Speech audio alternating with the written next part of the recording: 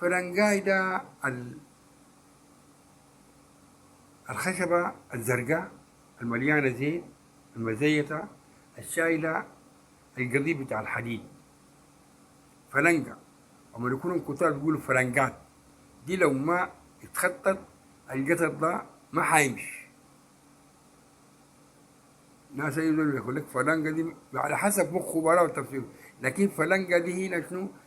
الكتلة بتاعت الخشب الشايلة القضيب ده فلنجة، يعني انت خدتينك وطالع فيك قطر ضم ماشي يعني. فيا ناس عليك الله يصيبونا من التقسيمات البراء والفلنجات والكيزان والما تعرف التسميات دي. خليكم شعب واحد جيش واحد، شعب واحد جيش واحد. الشعب يتنظف والجيش يتنظف، الاثنين يتنظفوا. الشعب ذاته يتنظف. زمان نحن والله العلي العظيم كنا نشوفها صغار، الواحد كره في الدنيا الحرامي. وأما نقول الحرامي دي احنا اطفال بنخاف. كلمة حرامي دي بنخاف، زي ما هسه يقولوا دعامي الناس بتخاف. زمان كلمة حرامي دي شوفها بنخاف. وإذا واحد في الحلة بيسرق جداد، الحلة كلها بتعرفه وبتنفر منه وما بصاحبوه وما بيمشوا معاه. والأمهات بيكلم الأولاد، واحد يمشي مع الفلاني الفلاني ده حرامي جداد. السرقة زمان جداد عند المواطنين، والسرقة عند منو؟ الناس اللي بيتلوا بالليل، ونحن بنكون نايمين ما بنعرف شكلهم. يعني أنا مرة شفت لي حرامي واد عرب، قلت له ده ما حرامي، طلب الحيطة عشان يشيل له ديمات وشنو شنو كده يعني. كان فزع الحرامي ده فزع. وبحترم كنت بحترم في البوليس بتاع السواري الحصين ديل، لأنه بحرسونا بالليل من الحرامي. طلع بتاع السواري ده ذاته في حلتنا دي في واحد يكون حرامي بوليس، بوليس بتاع السواري بيركب الحصان ده. زمان نقطة البوليس دي فيها بتاع السواري اسطبل بتاع حصين، يطلعوا بالليل يجولوا. حتى المفروض دي ترجع هسه يعني. شفتوا الحصين دي؟ الحصين دي المفروض ترجع في نقاط البوليس ثاني، وفي نقاط الارتكاز ذاته. الارتكاز اي واحد المفروض ترجع تاني تروح حصين، والارتكاز يكون بالحصين، ولا بتسشرات ولا اي شيء. علف وحصين، لا بنزين لا غيره. لا الباخرة خشت الباخرة ما خشت، البنزين ما جاء الا بالحصين. ارتكازات بالحصين. نرجع تاني نعيد من الاول. اعيد ارتكازات في رقعة التفتيش دي. السواري بتاعنا راكبين حصين، يلفوا الحلة دي كده دي، ينظفوها من الدعامة وينظفوها ما تعرف من الحرامية والشفشافة وغيره وغيره. نرجع تاني من أول جديد. والأمهات تاني نقول لنا خشوا لنا جيل نظيف، جيل تقي، جيل ورع. الأمهات زمان كانت بينتج جنريشن، لكن المجتمع كان بيفسدوا. كل ما هين ربنا على الصدق والأمانة وال وال وال وال وال وال وال والصدق والأمانة وعدم الكذب، ويشو نشأة يعني دينية، يجي مجتمع يزيبهم. قبل بديت موضوع قلت الكيزان دول كانوا كويسين شديد جدا، لكن ساعة الصرم والسلطة فسدوا لأنه ما عنده الرقيب. هنا في الدولة ده الجديدة دي والسودان الجديد ده، ده رغيب ده وده رغيب ده وده رغيب ده يراقب التحت له، وهو ذاته الأعلى منه يراقبه والأعلى منه يراقبه والأعلى منه يراقبه، وخدت لنا فوق فوق زور نظيف يراقبهم كلهم. ده يراقب ده. والله أنا بقيت أرسل قروش ما كذب، أما أرسل قروش بأنشورة كده على الميديا عشان الزور اللي اديته قروش ده ما يفكر يعني يبلعها، وبعد اللي يبلعها عليك اللي يعني فلان شيل القروش ده عمل كده عمل كده عمل، يمشي يعمل الحياة دايره، ولا بدي ولا غيره. نحن مجتمع فاسد. نحن نقول بكل شجاعة نحن مجتمع فاسد، ومرق من حقبة فاسدة وأفسدت الناس. يعني زمان بنقول الكيزان ديل فاسدين ومفسدين، لكن والله العلي العظيم والله في كيزان والله بمساوة شنو حقيقة ما خوف منهم. كيزان في التقوى والورع والصلاح، والله بدرجة الصالحين، بدرجة شنو أصحاب سيدنا رسول الله في الصدق والأمانة. لكن وين دل كلهم خلاص قالوا إحنا خلاص نمشي الشعاب ونمشي الجبال، نفر بيديننا، نفر بيديننا. كلهم فروا، كلهم فروا بيدينهم، كلهم زي ما سيدنا عمر سيدنا رسول الله سيستشري الفساد في الأرض، أهرب بيدينك. والقابل على دينك كالقابل على الجمر. فنحن يا اخواننا حتجيبوا لنا ديل اللي خلونا على المفسدين اللي عندنا ديل لسه، ما تزيدوا لنا بكميه بتاعت مفسدين. وكل ما طريقه غير تقلل الباور تقلل السلطه بيكون افضل. السلطه دي المفروض تكون 10% من البوبوليشن، 10% من 10% من التعداد السكاني. يعني لو عندك مليون مواطن المفروض يكون عندك 100,000 رجل أمن عشان يحكم لك 900,000 دي. 10% ما في أكتر من كده، ما تزيد أكتر من 10%. ولو خلاص ظروفك يعني الاقتصادية صعبة خليه 5%. 5% ديل يحكموا لك ال95.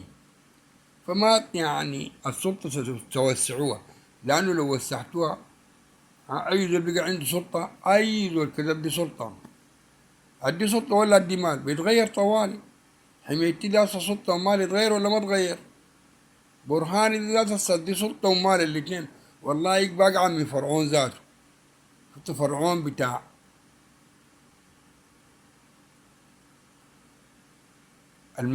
قوم صالح، ما قوم صالح وفرعون جاء في وقت واحد.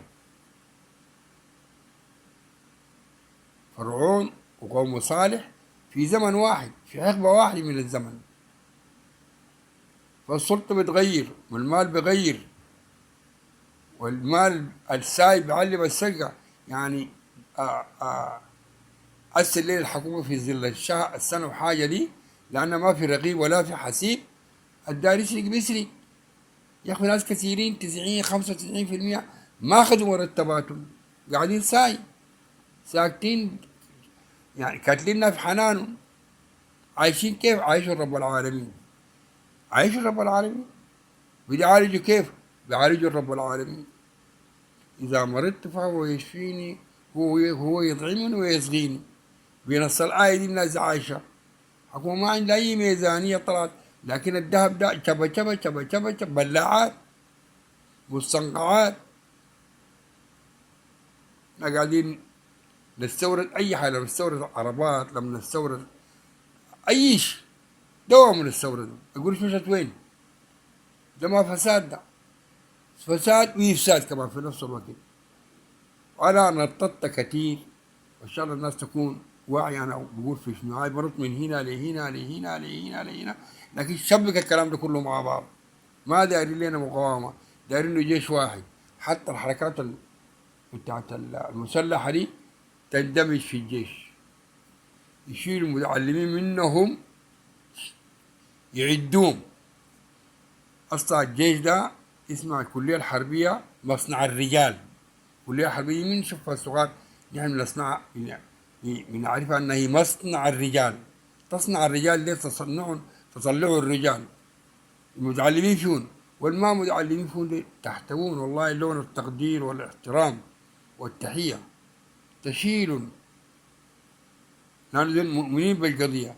ديل تعالوا خطون يعني في الصقور، في الدبون الصقور، خلون يحرسوا شنو؟ يكفر الحدود في الجنينة، يكفر الحدود في القلابات، يكفر الحدود في مع الجنوب، يكفر الحدود مع مصر، يكفر الحدود مع ليبيا. محتاجين لهم من الذهب ده عندهم مرتباتهم، لكن ما داير لهم مقاومة شعبية. مقاومة كده خليهم ينقوهم وينظفوهم ويخلوه يخدموا يخشوا في الخدمة المدنية لو ما أفسدوها. يفسد حنان أو نحن الخدمة المدنية يعني فسد. نحن ما عندنا حاجة صالحة في الجيش ده، في السودان ده صالح إلا الجيش. أقول لكم شفتوا الجيش ده الوحيد، والعالم كله زي ما كسر الجيوش العربية داير يكسر الجيش السوداني.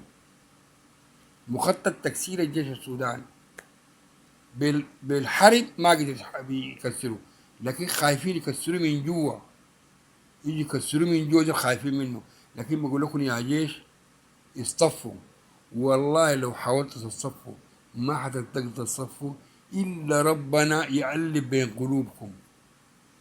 ربنا إذا ألف بين قلوبكم يا جياشة ما في قوة في الأرض دي بتهزكم، ولا في القوة دي أرض بتشتتكم، ولا في قوة في الأرض دي بتكسركم. اعتصموا حقه المفروض يكون شعار الجيش. بقول لك هيكلة الجيش، هيكلة الجيش يكون شعار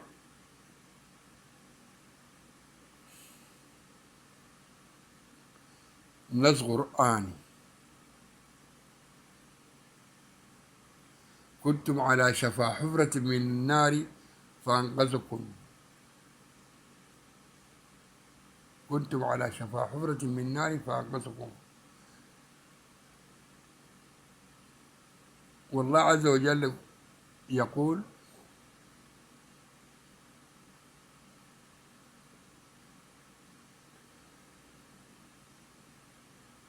واعتصموا بحبل الله جميعا.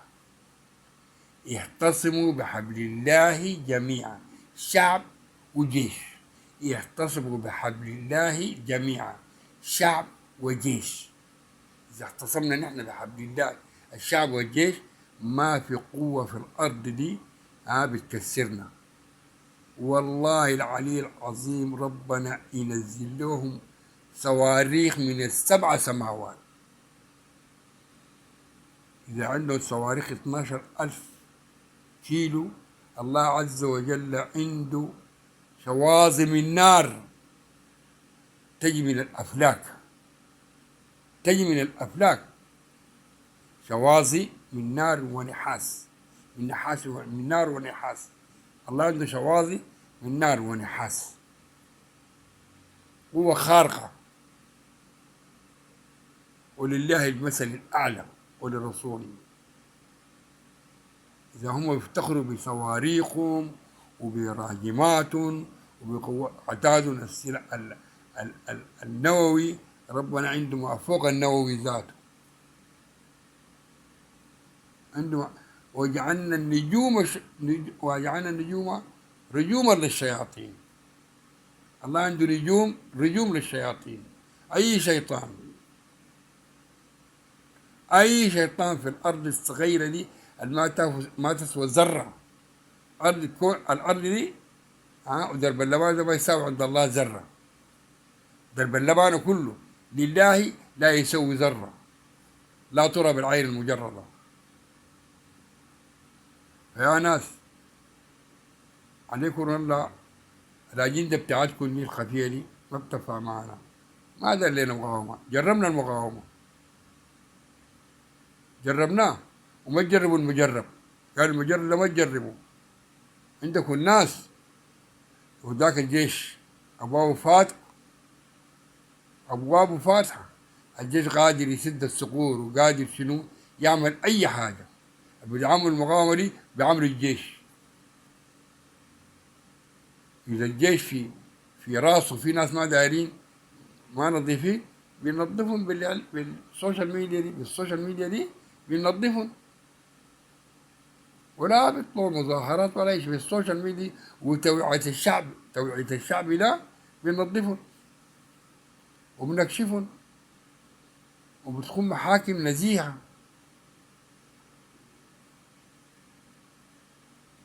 الله يأمركم أن تؤدوا الأمانات إلى أهلها، وإذا حكمتم من الناس أن تحكموا بالعدل. احنا مسكين برهاني أمانة في سدة الحكم دي، والله بيأمرك يا برهاني تعدي الأمانة لأهلها، ويا المحكمة الدستورية ويا دار القضاء احكموا بالعدل، أن تحكموا بالعدل، عدل وقيادة رشيدة. الناس بتمشي قدام بس. المعادلة كده، المعادلة حاجتين: إذا في قيادة رشيدة وعدل تدير الرفاهية. السلام عليكم.